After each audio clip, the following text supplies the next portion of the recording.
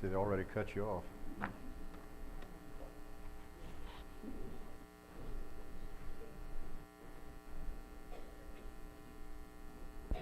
Morning.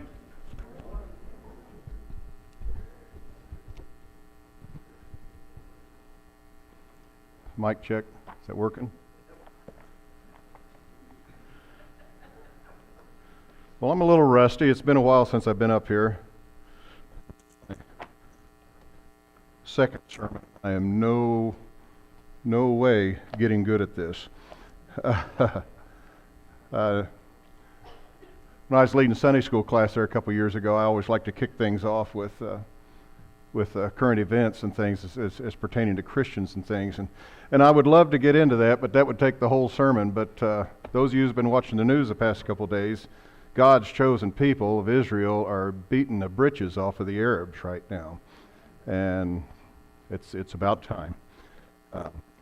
Won't get into that, but I would encourage you to kind of keep on tabs of that. I started putting this together at least 2 years ago, and it's a several different things. I had this part, this part, this part, this part, this part, this part, and then you got to put it all together. Otherwise, it's just one big jumble. And it's amazing how, whether you can look at it as if the devil's trying to get in front of you or things like that, but all of the distractions that's taken place to me this past couple of weeks has it's been pretty stressful. I haven't counted lately, but I think there's a few more gray ones that have showed up here. So if you, I've had anything from calf production being down to cows getting out to this breaks down, that breaks down, and the washing machine's down, and well, this happened, and you're just shaking your fists and things. So had to walk through some tall grass and stuff the other day to get some cows from one pen to another pen and everything like that. So if you see me kind of stomping around and looking a little different or doing actions or things that aren't quite natural, it might be divine intervention, but it also might be chiggers too. So, so just bear with me on that. Would you pray with me first, and let's get things going? Father, I pray that you will help me and guide me this morning, and I pray that people will take some of what I have to share at least and apply it to their lives. Mostly for me, I pray that you'll help it to help me, and because it does apply to me as well. And I pray that you'll be with us this morning as we have this service. Amen. So Daddy's Day, Father's Day. I don't know if we were going to have a contest or not to see who the dads had the fastest dog or the ugliest hat or anything. So the best looking shirt, to find the best looking men there, things like that. But if you look, most of you know I'm a history nut. So if we look at some stats and things, the number of times that the word father in the Bible, it varies depending on which version of the Bible. You've got King James. King James has father mentioned 979 times. New American Standard, father is mentioned 1,131 times. So if you're keeping stats on this or anything like that, for those of you keeping score, mothers are only mentioned 300 times. So there's that. So anyway, we all know some good dads, and we know some bad dads. And some of us can even see both of them simply by looking in the mirror, right? If you're looking at history, you could start at the beginning of the Bible. First set of parents, Adam and Eve. Now take note that the Bible does not say that they were good parents, because if you look at their background, and I want to break off on this, everybody in here, every dad in here, every parent in here can assimilate, can see, I had this problem with my kid. I had this problem with my kid. I was this problem as a kid, things like that. And you can all see similarities in God's book. There is nothing that we have gone through in this world that you cannot find new, oh yeah, I can turn to this page. Yep, this happened here, this happened there. That's the neat thing about this book.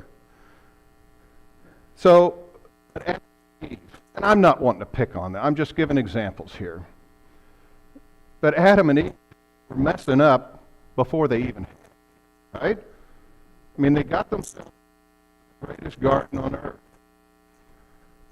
So they got a little bit of a track record. Tried to make excuses for where their wrongdoings were. And after they received one of the worst scoldings in history from God, they were kicked out of the Garden of Eden. And then, after they finally got punished, bear with me, parents, once they finally received their punishment, then they started following directions. And the direction was in Genesis 1:28. Let me get my goggles on. Genesis 1:28. And most of you know at least parts of this. And God blessed them.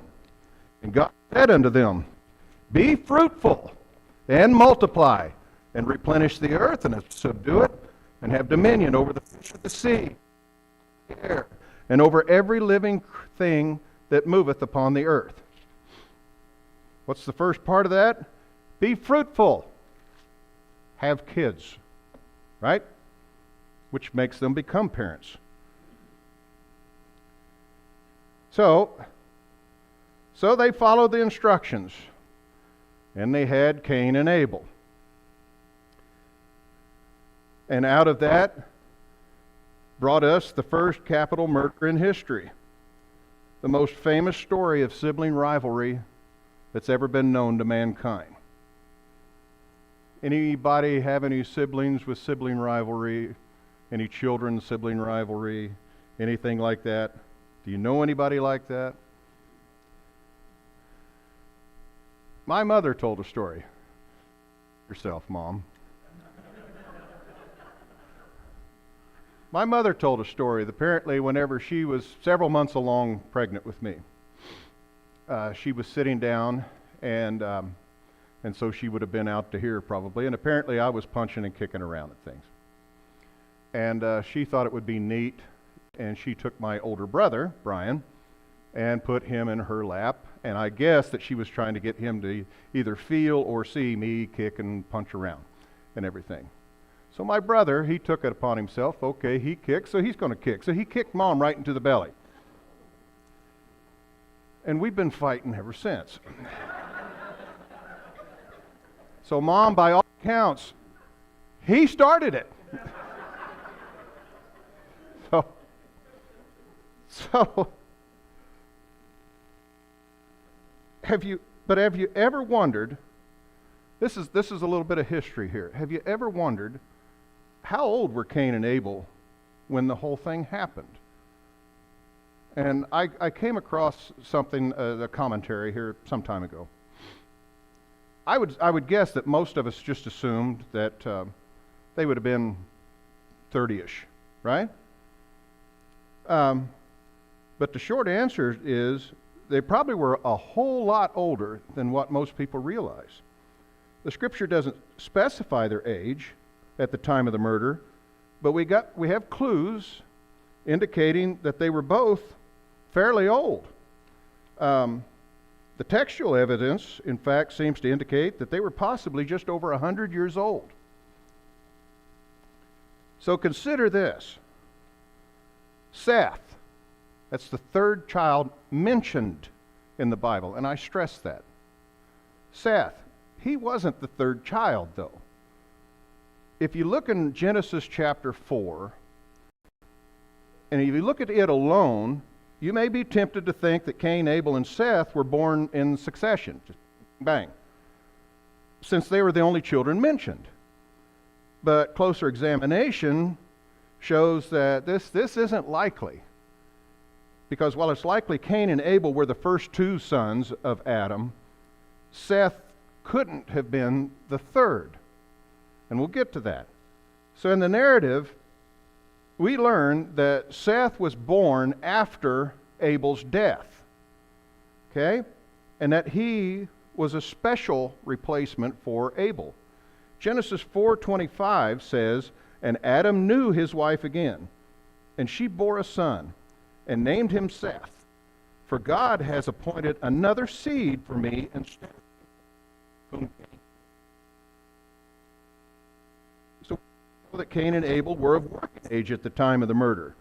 Cain was a farmer, and Abel was a rancher, respectively. So, and it says, it backs this up by in Genesis 4:2, it says, "Now Abel was a keeper of sheep, but Cain was a tiller of the ground." So at minimum, just based on chapter 4, Abel would have been a generation apart from Seth. Okay? Does that make sense? I mean, Abel was going to it. He was doing his job, doing his trade. And then they had Seth. So if Seth was the third child, one would have to ask, why did Adam and Eve abstain for 18, 20 years? Especially when they were given the commandment, Genesis 1:28, be fruitful. I mean, why would they stop? So that said, the evidence goes way beyond this. So we're still looking at the murder, what happened. Cain is found guilty. Cain feared retribution from his relatives. Because when God confronted Cain about his brother's death, first of all, he denied knowing it, didn't know anything about it. Anybody know any kids that played dumb whenever they got caught? See where I'm getting this? So then, okay, so he's caught, and then he gives a smart aleck response. He says, "Am I my brother's keeper?" So he's being sarcastic, a brat, and he says it especially because of Abel's profession. Abel kept sheep. So, I mean, part of his smarting off, he's bully. He's the oldest brother. That's what oldest brothers do. Most of them anyway. I know of one anyway. Am I my brother's keeper? But then when God cursed him and laid the law down, Cain changed his tune. Because all of a sudden, once he found out what the penalty was, he feared for his life. Genesis 4:13 says, "And Cain said to the Lord, my punishment is greater than I can bear. I shall be a fugitive and a vagabond on the earth, and it will happen that anyone who finds me will kill me." Well, who's he talking about? I mean, obviously, there had to have been other men in existence at the time who could do him harm, right? So he wasn't alone with his two parents, and he certainly wasn't worried about any kids that mom and dad may have after that, because that would give him like a 20-year stretch there. So he wasn't worried about that. The simplest explanation is that he was afraid of his own adult brothers and their kids, and there could have been several of them. So in Genesis 5 is when it goes down through the genealogy. And it goes from Seth and then the begat and begat and begat and begat. And I encourage you to read that. I mean, I'm on Ancestry.com, and I've got my family tree back to way back when. And this kind of, I always enjoy reading things like this. When I was only that big, it was the most boring stuff on earth because I didn't even know what a begat was. But in Genesis 5, verse 4, it says, "After he begot Seth, the days of Adam were 800 years, and he had sons and daughters." Verse 5 says, "So all the days that Adam lived were 930 years, and he died." So Adam had many sons and daughters. According to a Jewish historian, Josephus, and this man lived way back when, he was a renowned historian back in his day, he said that Adam had 33 sons and 23 daughters. Now, this isn't an inspired record or anything like that, but Josephus was a reliable historian, and he had access to writings and traditions that are now all gone. They're all lost. But 56 children is also quite logical, considering Adam's age of 930 years, his lifespan. So we also know that Seth was not the firstborn, and even though he's the first mentioned in this genealogy. Adam was 130 years old when he had Seth. So in fact, it's unlikely that any of the sons in that list of genealogy were actual firstborn children. Because if you look at the father's ages at the time of their son's birth, Seth, 130, father, 105. Canaan's father, 90. Mahalalel's father, 70. And aren't you impressed that I could say Mahalalel?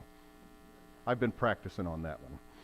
Jared's father, 65. Enoch's father, 162. Methuselah's father, 65. Lamech's father, 187. Noah's father, 182.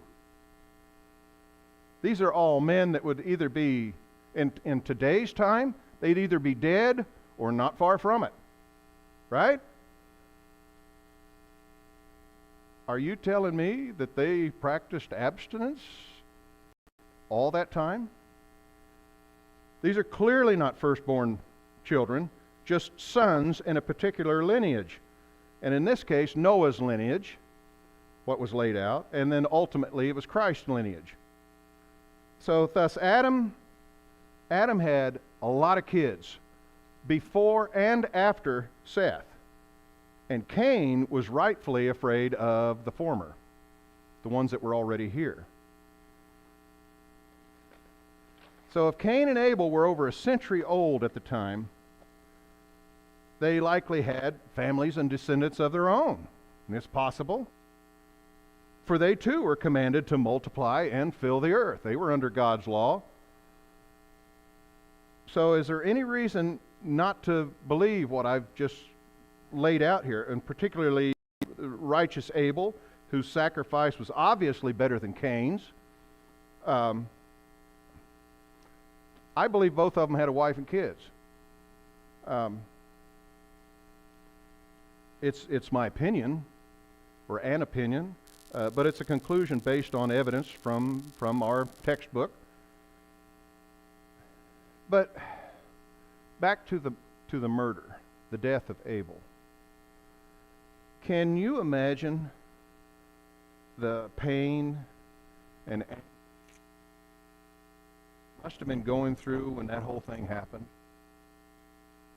The guilt, the anger, the loss. What about the story of Abraham and Isaac and the trip that they had to take? The test of Abraham's faith. He had to walk to Mount Moriah with Isaac and 2 servants. Okay? I don't know how far it was, but it was a ways, whatever that measured distance may be. So you think about that. Most of you have walked with your children, traveled with your children. You talk, right? You converse, you visit. Well, here's something that you may not think about or may not have realized. Isaac was between 14 and 20 years old at the time. He wasn't toting size. He was walking along. So you could carry a conversation on. I mean, even if you're 14, there we go, about lost it.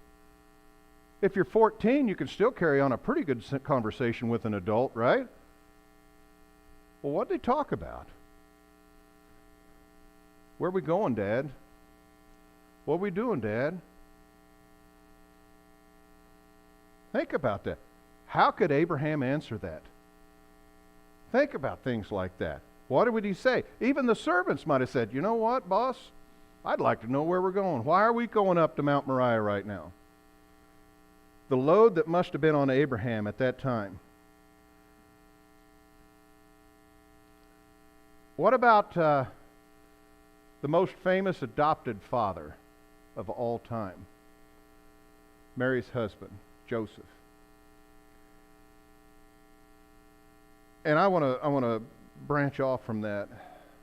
We've got adopted fathers in the congregation right now, and I got to tell you, somebody that can make a decision to take on, and I'll be as delicate as I can, to take on somebody else's child, I'll say that. To choose to nurture and train and take care of, and most importantly, love that child as if they're their own. Guys, you got my admiration. I mean, I've really got to say that. I can't stress that enough. But just think about Joseph, who was basically Jesus' adopted dad. Jesus was a baby, right? He didn't just go boom into a 33-year-old adult. He was a boy. And Joseph taught that boy how to play ball, how to fix things, how to say yes ma'am, how to open a door, be courteous. He taught him a trade. What was Jesus' trade? Carpenter. Yeah. He dusted his bottom off whenever Jesus fell down on the ground. I mean, he did dad stuff, all the while knowing that someday something tragic was going to happen. So I just, once again, I just cannot imagine the awful feelings that these fathers must have had. Closest thing I can come up to, my own personal life. When my son was 6 weeks old, he wasn't eating very well at all. He was losing weight. I think he fought jaundice and different things. I mean, he was just a little bitty thing. And he couldn't keep food down. And Lynn's was just frantic, getting terribly distraught, upset. Several phone calls up to Ottumwa, because that's where we doctored back then. And they finally, if I recall, they said, okay, if he doesn't keep any food down in the next 2 hours, you better bring him on up. And at that point, he couldn't even keep water down. And I mean, it just, here it comes. So here's this young couple from Moulton, Iowa, and we get ourselves on up to Ottumwa. Excuse me. And they're doing tests and things, and they made Ethan swallow some dye. And then they x-rayed him. I guess it would be like an upper GI of sorts. And anyway, they discovered that, okay, well, that blue dye, it stopped right in the stomach. It didn't go any further than that. And I'm hoping that I get the terminology right, but I believe it's called pyloric stenosis. And there's an intestine, the intestine comes out of the stomach, and there's a muscle that goes around the intestine, and it just squeezes it off. And it holds the food in your stomach until your acid in your stomach breaks the food down to a certain level, and then that muscle relaxes, and the food goes on into your intestines where it's absorbed into the system. Did I get that about right for the nurses out there? Okay, well, the muscle was not relaxing, and it had him choked off. So nothing got through. And so the doctors said, good, we know what it is, we have to operate. I didn't hear the good, we know what it is. I heard the we have to operate. Oh. So the feeling that I got whenever I handed my little boy over to somebody and he disappeared behind those doors, I'll tell you that it was not easy. I got to say that. Now the procedure was a success because what the doctors did, they sliced it long ways, and the muscle opened up, bloop, like a hot dog bun and everything, and then the food go on and pass. Ethan was only 6 weeks old. He was still developing, and then the muscle grew itself back around there. But by that time, he was good to go. He's 29 years old now. He's still skinny as can be. But he eats like a cow. And he's a dad of his own. So I'm tickled for him. As a father, I have a responsibility, an obligation to preserve a legacy that my grandfather and father passed on to me. And I am to add to that with my children so that they can pass on to theirs, and so forth. That's a father's responsibility. Now, some of you out there may be saying something like, yeah, I don't have any of that. I don't have anything my father passed on to me that I need to protect or preserve a legacy. And then that makes you think that you don't even have a legacy. Well, the truth of the matter is, though, you do. You really do. It's just going to start with you. Okay? And I'm talking to all the dads. Whether you got gray whiskers or whether you're just starting to grow whiskers. We're all here. You are going to be the father that changes the trajectory as a Christian father. You're going to change the trajectory of your entire family because you're not going to let what happened or didn't happen back when, you're not going to let that happen to your children. You are going to be the one that steps up and acts responsible as a Christian father. As a responsible person, leader of your family. Because that's your job. And because of that, an entire family's future is going to change. And that's a legacy worth fighting for. You agree? All fathers, old and young, whether you like it or not, you are creating a standard for your child. They watch you as you handle situations and conduct your family business, and whether you show up or not. So be there to teach things and support them. Help them make a slingshot instead of just going and buy them one. Go fishing with them, even if you don't like going fishing. Make them sit with you during church service, and they will see Daddy praying and singing songs of worship and agreeing with things that are true. Nobody said this was easy, but we do get a blessing in the end. Here's another challenge. Teach them.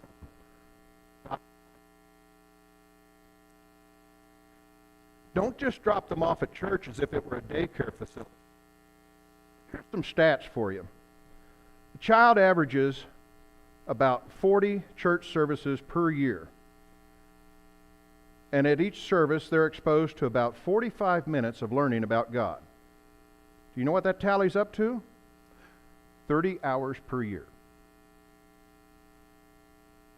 Compare that to 8 hours of secular school, plus all the activities, plus recreation. That amounts to over 3,700 hours per year. I'm not including sleep time. 3,700 hours versus 30. That's 0.8% of this child's life that's getting exposed to God, unless you do something about it. Talking to parents, dads, granddads, great-granddads. Dads, if you want your kids to learn more about the Bible, read it to your kids. And you guess what? You're going to learn more about it yourself at the same time. Guys with daughters,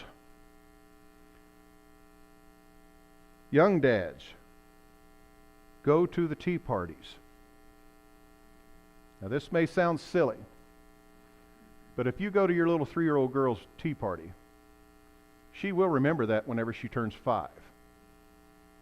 And whenever she turns 8, she'll remember that from when she was 5. And as time goes by, little by little, the years go on, things get a little bit more complex. She turns 16 or 17. If you do all of that, your little girl will still come to Daddy when she needs a hug or encouragement or needs advice. not because you went to the tea party when she was 3 years old, but because you have developed a pattern throughout her entire life so that she knows that whenever she needs you, Daddy's there. Okay? So how do we do this? How do we learn? There is a textbook.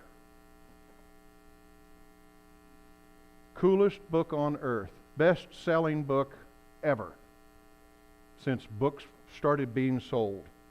It'll teach you all that you need to know. Psalms teaches us how to worship. Proverbs teaches us how to behave. Job teaches us how to deal with suffering.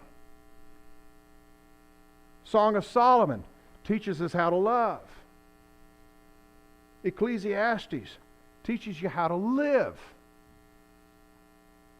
So you're still saying, if you're going to get hung up on saying, well, I got too much baggage, I got too much going on in my past, and there's no way that we can change things now, and teach your kids with all the past history.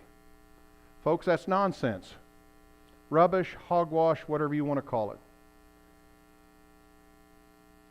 If there were a chalkboard up here, and I took my piece of chalk and I started writing down all the things where I fell short, where I messed up, I did all these things, I'd be writing for a while. And I would write, and I would write, and I would write, and I'd write, and I'd write. And then I would stop, and I would ask Bruce to come up and ask him to write a few more things about me where I fell short. Bruce would grab that piece of chalk and he'd go right to it. And I would be standing there looking and say, I never even thought about that. Imagine the feelings I'm starting to have. It's bad enough that I wrote it myself.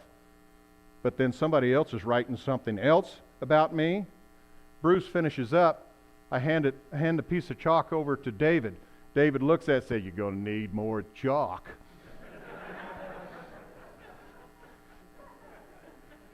David fills up the rest of the chalkboard. It's completely full of things where I fell short. But then all of a sudden, here comes from the back of the church, Jesus. And he walks up here. He takes what's left of David's chalk and he pulls out this big eraser. It's all gone. It's all gone. He took it because he granted me salvation way back when. Jesus is not here to rub it in. He's here to rub it out. He is the one. I've got a list of things of what all Jesus is. And some of it will hit you. Some of it's going to make us giggle. But He is the one. He is the bread of life. And He's going to make us understand. He's going to help us all understand. Everything in here will help you understand. He's the bread of life so that bakers can understand. He's the creator that artists can understand. He's the water of life so plumbers can understand. Of the world so that electricians can understand. He's the firstborn so that pediatricians can understand. He's the chief cornerstone so that architects can understand. He's the morning star so that astronomers can understand. He's the hidden treasure so that bankers can. He is life so that biologists can understand. He is the door so that carpenters can understand. He's the great physician so that doctors and nurses can understand. He is the good teacher so that educators can understand. He's the lily of the valley so that florists can understand. He's the rock of ages so that geologists can understand. He's the bridegroom so that wedding planners can understand. He is the righteous one so that judges can understand. And He is the judge so that criminals can understand. He is wisdom, so that philosophers can understand. He's the good shepherd, so farmers and ranchers can understand. And I can go on and on. He is the Lion of Judah, so zookeepers can understand. He is the red, so that undertakers can understand. He is shelter, so that homeless people can understand. And He is the truth, so that politicians can understand. And He is our Father, so that His children can understand. Jesus is the one. All you have to do is let Him into your heart and have a personal relationship with Him. And an example of that is, or just pull an example out. There are miracles that happen all the time. Not grand ones that you read about in the Bible. They're just little ones. You just have to see them. You take those miserable cows of mine. Have you ever had cows that they're out and they're strung out here and everything, and then all of a sudden that one that will not come back, all of a sudden she changes her mind and she follows a fence row and just zip right on back. And I wasn't anywhere close to getting behind her. God's behind that. He controls all of these things. Personal relationship with God will give you a knee-jerk reaction to just say, thanks. And I'm not talking, although this is what we should, I'm not talking about getting on one knee and wherever you're standing and thee, thou, thither, and all of that. I'm not talking about that. A personal relationship where you can just talk back and forth. Thanks, God. That's what I'm talking about. And I encourage you to look inside yourselves and see how you're doing with God. How's your relationship going? It can always improve. I hold the mirror up. I can say that all day long. It can always improve. But just give God a simple thanks every now and then. Improve your walk of life. Exercise the things that I've laid out here to where we could improve our relationship with our children or improve our relationship with our Father if they're still here. But these are things that I'd like to address for myself. I'd like for you to think about yourselves. Would you pray with me? Father, please bless the fathers in this world. And we ask you to guide them to be a good role model and loving to their children. And we also ask that you help them to be a father like you are. Give them grace and patience to handle situations in a loving way. In Jesus' name, amen. Thank you.